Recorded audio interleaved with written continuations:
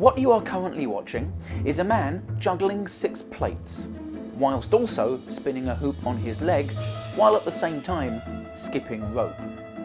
It's insane, right?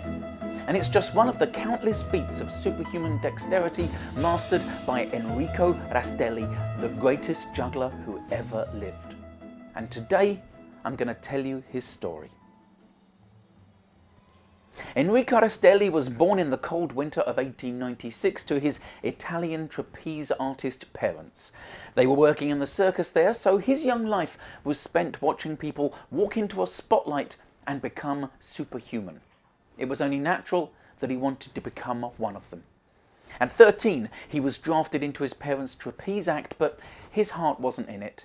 He had already, for years, been practicing his juggling in complete secrecy, and he had got good.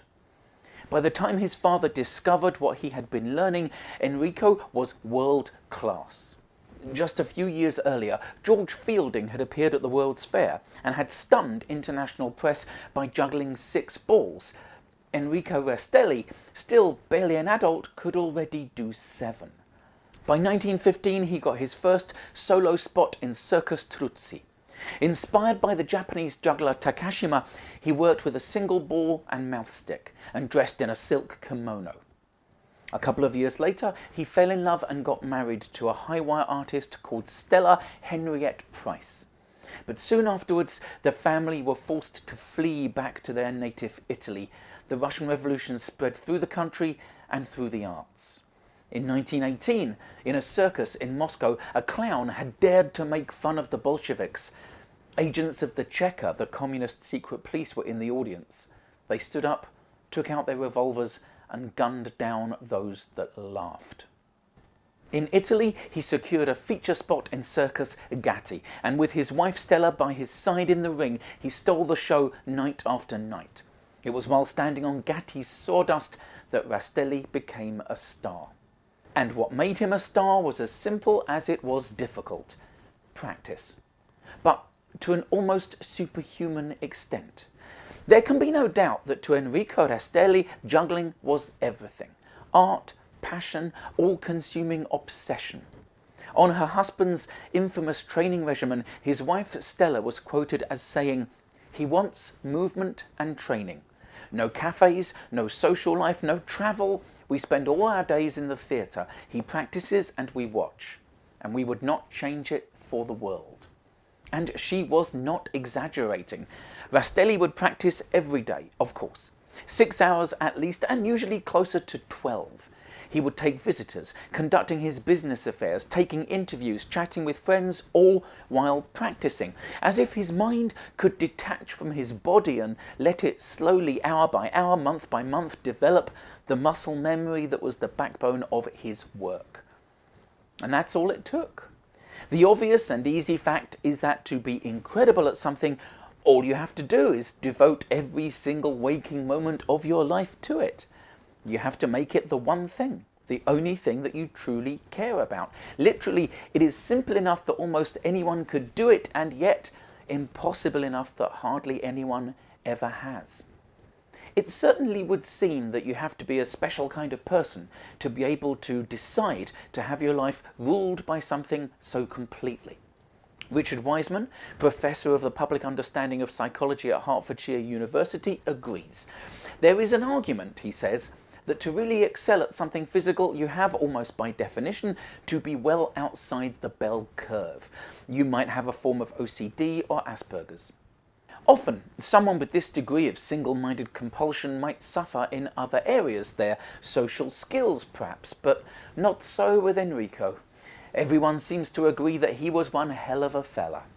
In his book, The Ordinary Acrobat, Duncan Wall describes him as famously ebullient. According to legend, he had to will himself not to smile in photographs. Indeed, Marcello Truzzi, whose father Massimiliano learned to juggle from Rastelli, wrote, "He had the reputation of a remarkably great person and friend. It was said that he had no enemies."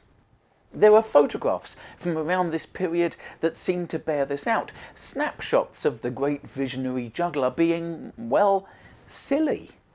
So, On some kind of spectrum he may well have been, but Rastelli was, as far as we can know, no sad clown, no depressed genius. He simply adored his craft and strove to push, bend and break its boundaries with every day spent in the rehearsal room.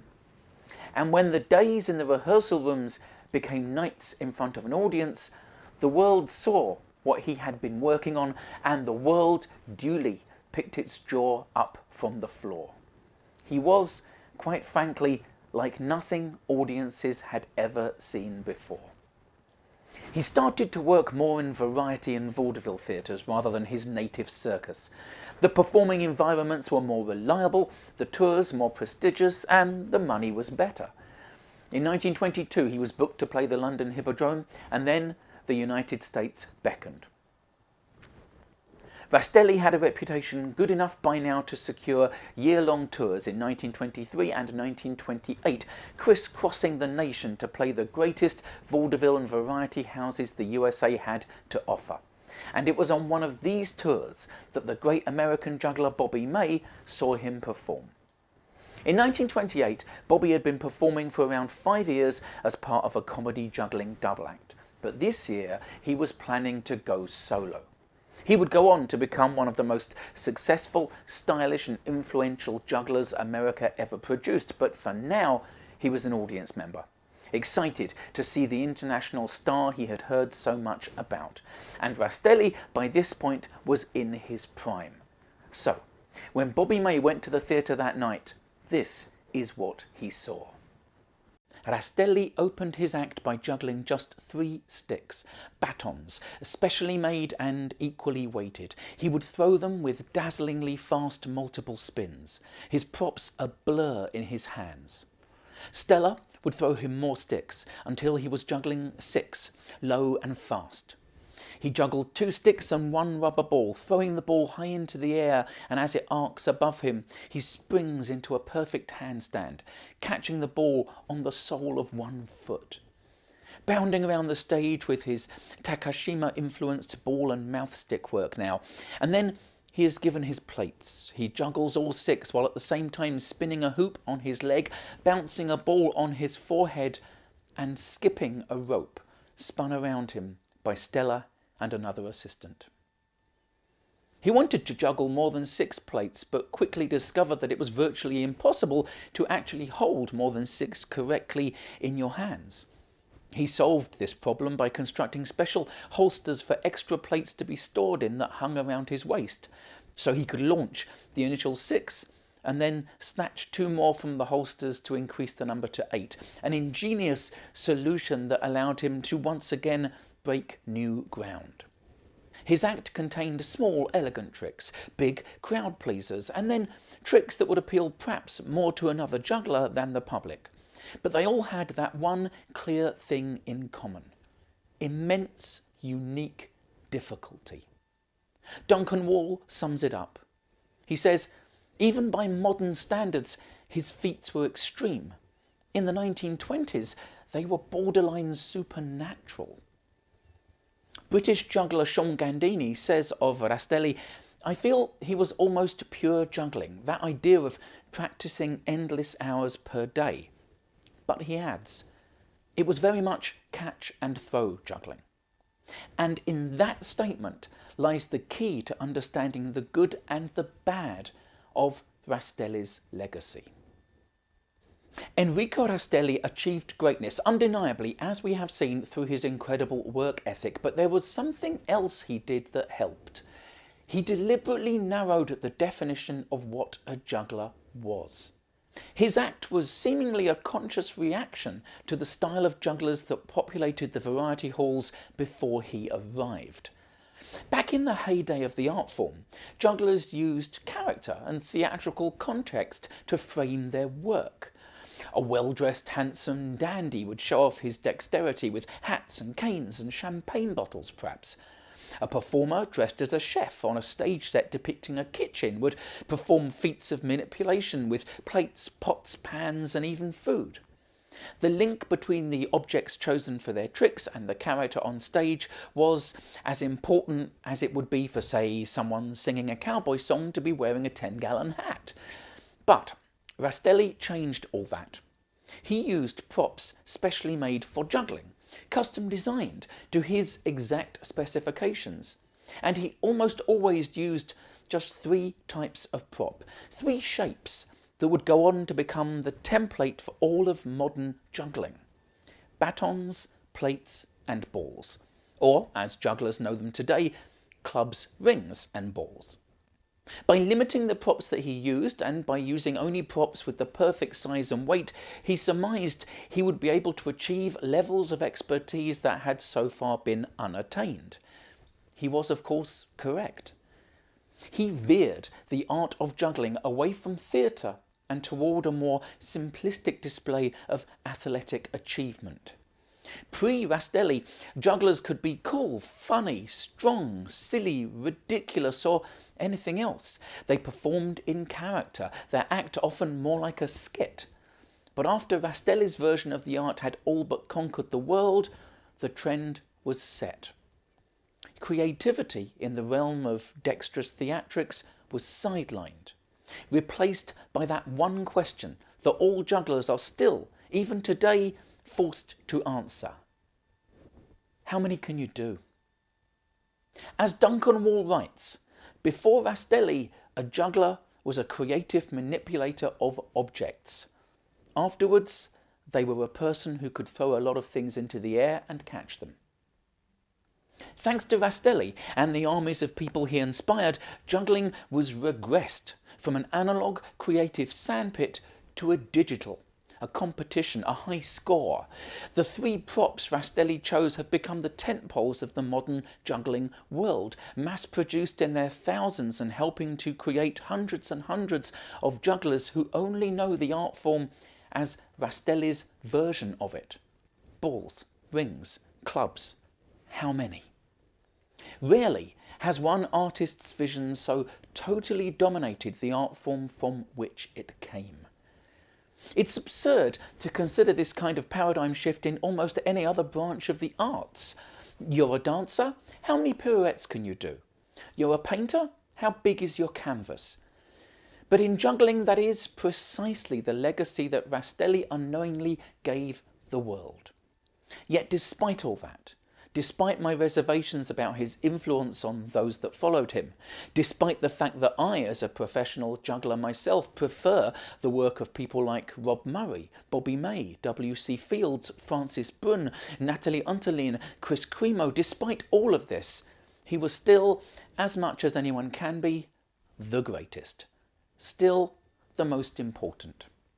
Sure, there have been people since who have put more things into the air, and there have been those that have thought of more ingenious ways to do so. There have been richer, cooler, funnier performers with longer careers, but for sheer game-changing, genre-redefining, gravity-defying achievement, Rastelli's the one. The plain and simple fact is that he showed audiences, night after night, year after year, nation after nation, feats that no human had ever been able to do before, and dozens of them. The undisputed master of the circus art that he redefined simply by excelling in it. The all-time king of pure jugglers, who showed sell-out crowds the world over the magic to be found in the demonstration of perfection. In 1931, he was midway through a tour of Europe when he started to complain of bleeding gums.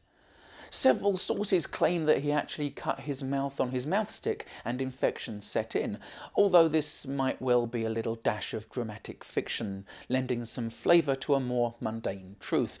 Regardless, it got worse. He weakened. The tour was cut short and he returned to Bergamo, the city that he, Stella and their 3 children called home. His final show was a charity fundraiser for the poor of Bergamo. Doctors apparently advised against performing, aware that he now had advanced pneumonia. Of course, he ignored them. He closed the show performing his extraordinary act one more time, to a theatre packed with astonished locals.